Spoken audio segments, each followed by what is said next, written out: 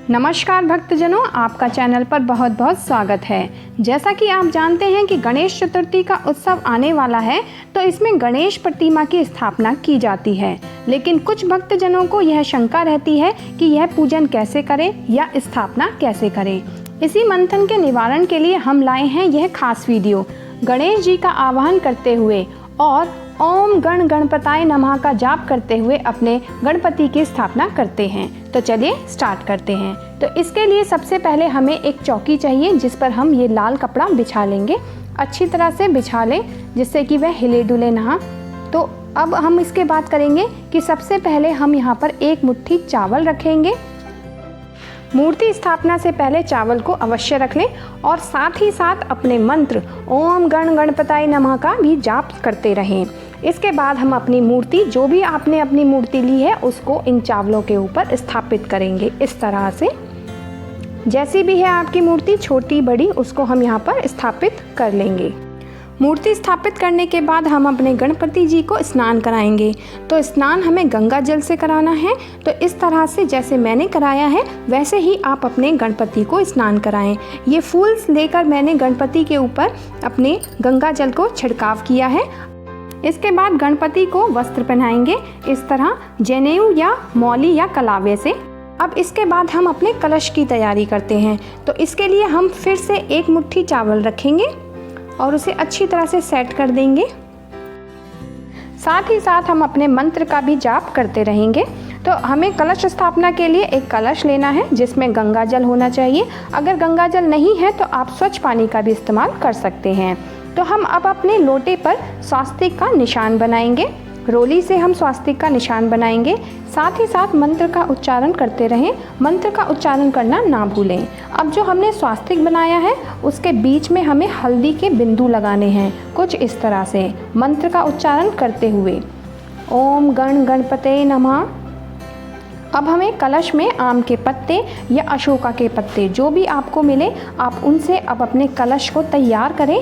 इस तरह से कुछ आप ये पत्ते 5, 7 या 9 कुछ भी ले सकते हैं, जितना भी आपका अपने अनुसार इन पत्तों को ले सकते हैं। अब हम एक नारियल भी लेना है हमें इसके ऊपर रखने के लिए। तो हम नारियल लेंगे और उसको कलावे से बांध देंगे। कुछ इस तरह से हम कलावे से इसको बांध देंगे।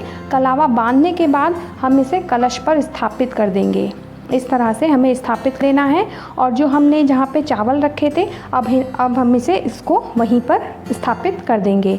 तो इस तरह से हमारे गणपति जी और कलश की स्थापना हो गई है। अब गणपति जी को हम भोग लगाएंगे।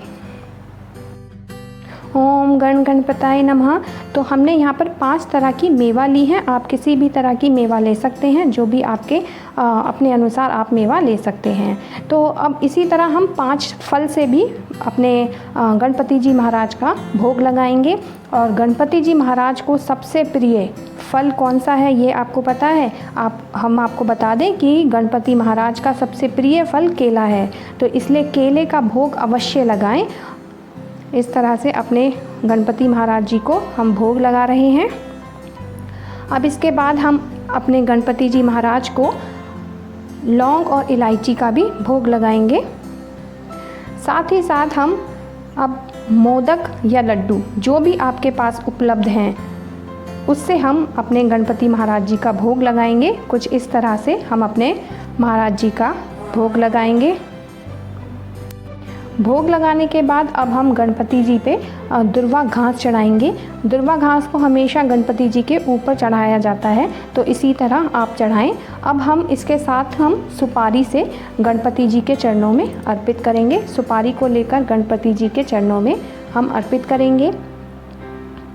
और साथ ही साथ हमारे गणेश जी को गेंदे के फूल बहुत पसंद हैं, बहुत प्रिय हैं। तो हम गेंदे की फूल की माला भी अपने गणपति जी को पहनाएंगे। और कुछ फूल जो भी आपके पास हों, उन फूलों को उनके चरणों में समर्पित करेंगे। इस तरह से हम उनके चरणों में फूलों को समर्पित कर देंगे। अब हम रोली और चावल से तिलक लगाएंगे। ऐसा हमें पहले ही कर लेना चाहिए था, लेकिन हम भूल गए।